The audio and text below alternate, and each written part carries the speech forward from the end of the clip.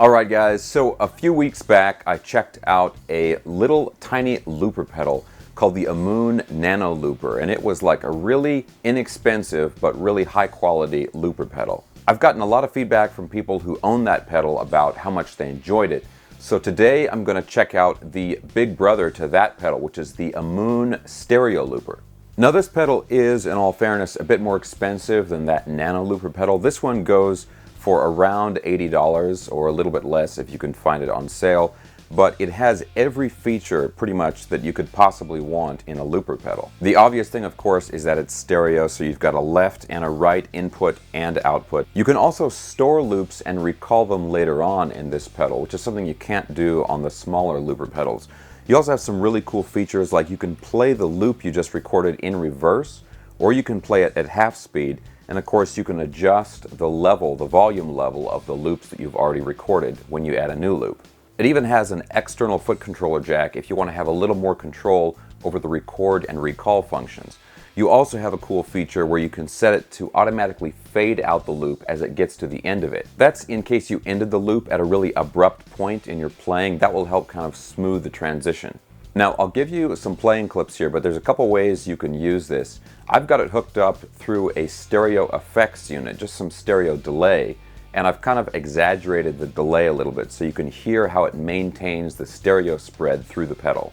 The other really cool way that you can use this is you can actually run two instruments through this. So you could have, let's say, a guitar player on the left channel going to the left output to their own amplifier, and then maybe a bass player or a drum machine coming through the other channel going to its own amp. Or you could plug into a PA that way, and two musicians could share this pedal.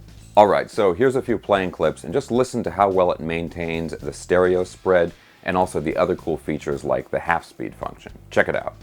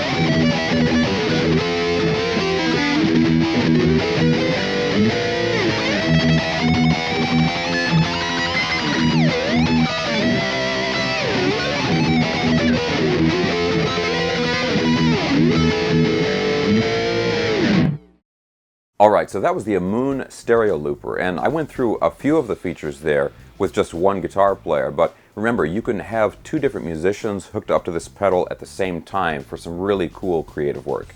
Now just remember, with this pedal you will need a 9-volt DC power adapter to run it, but like the other Ammoon pedals, they used a pretty standardized plug, so just about any 9-volt DC adapter for effects pedals will work with this. So in general, what do you guys think of loopers? I had great response to my first looper pedal, the really inexpensive one. This one's a bit of a step up from that, both in price and features. Would you rather have a more expensive one like this that you can really dive into, or a cheaper but more basic unit like the Nano Looper?